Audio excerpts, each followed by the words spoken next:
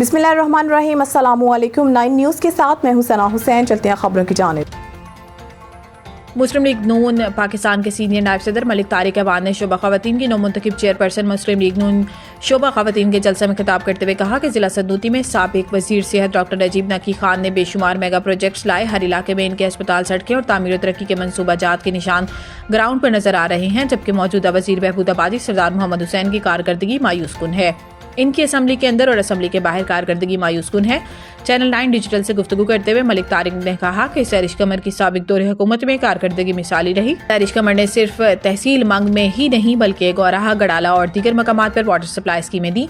स्कूलों की बिल्डिंग की मरम्मती, फर्नीचर्स और सड़कों के लिए भी भरपूर फंड्स दिए। अनवारुल हक हुकूमत जाली ऐलानात से अवाम की आंखों में धूल नहीं झोंक सकती।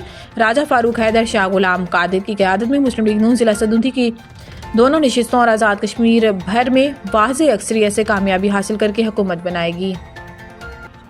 खबर शामिल करते हैं रावलाकोट से। इंतजामिया पुलिस की कार्रवाई, नौकरियों का झांसा देने वाला गिरोह गिरफ्तार। तफसीलात के मुताबिक इस्लामाबाद से आए 2 एहलकार महमूद आरिफ वल्द आरिफ, मोहम्मद मुजाहिद वल्द नूर, साकनान फैसलाबाद हाल मुकीम इस्लामाबाद, जो सादा लू लोगों से मुलाजमत का झांसा देकर रकम बटोर रहे थे। वो बदू मुश्तरी इश्तिहार सरकारी मुलाजमत का झांसा देकर इंटरव्यू कर रहे थे को गिरफ्तार करते हुए मुकदमा दर्ज कर लिया। मुलजिमान से तफ्तीश जारी, मजीद इंकशाफात मुतवक्को। सरदार ताहिर अकबर, CO 9 न्यूज़ ने deputy inspector general police Sajjad Hussain, SSP Poonch Khurram Iqbal का शुक्रिया अदा किया और कहा कि इनकी बरवक्त कार्रवाई पर आज़ाद कश्मीर की आवाम को लूटने से बचा लिया। इंतजामिया की जिम्मेदारी होती है कि वहाँ पर कोई भी ऐसा टेस्ट इंटरव्यू करे तो पता करना चाहिए और इन लोगों से भी पूछना चाहिए जिन्होंने एक सरकारी स्कूल को इस्तेमाल करने की इजाज़त दी। इससे कबल इसी स्कूल में टेस्ट हुए और फिर इंटरव्यू महकमा तालीम ने किस वजह से इनको इजाज़त दी, ये सब चीज़ें सामने आनी चाहिए। खबर शामिल करते हैं रावलपिंडी से। सरदार हाजी ज़ईम सदुज़ई, सीनियर रहनुमा पाकिस्तान तहरीक इंसाफ के दफ्तर में मेंबर कोर कमेटी, साबिक सदर नॉर्थ कराची, हकीकी MNA NA 57 सिमाबिया ताहिर सती साहिबा, शुमाली पंजाब इंसाफ यूथ विंग के सदर शहबाज अहमद भट्टी NA 57 और PP 18 के कोऑर्डिनेटर सैयद उमर शाह और मोहम्मद मुरसलीन के आनी साहब तशरीफ लाए। सरदार हाजी ज़ईम सदुज़ई को दौरा बरतानिया पर मैडम सिमाबिया ताहिर साहिबा और इनके साथ आए अहबाब ने मुबारकबाद दी और सरदार हाजी ज़ईम सदुज़ई के फर्जंद अर्जमीन सरदार अम्मार ज़ईम की शादी और मुस्तकबिल के नेक ख्वाहिशात का इजहार किया। अल्लाह पाक नए जोड़ों को दुनिया की हर खुशी नसीब करे। सरदार हाजी ज़ईम सदुज़ई को सऊदी अरब में उम्रा की सआदत हासिल करने और रोज़ा रसूल सल्लल्लाहु अलैहि वसल्लम पर हाज़िरी पर मुबारकबाद पेश की। सरदार हाजी ज़ईम सदुज़ई ने तमाम अहबाब का दिली शुक्रिया अदा किया।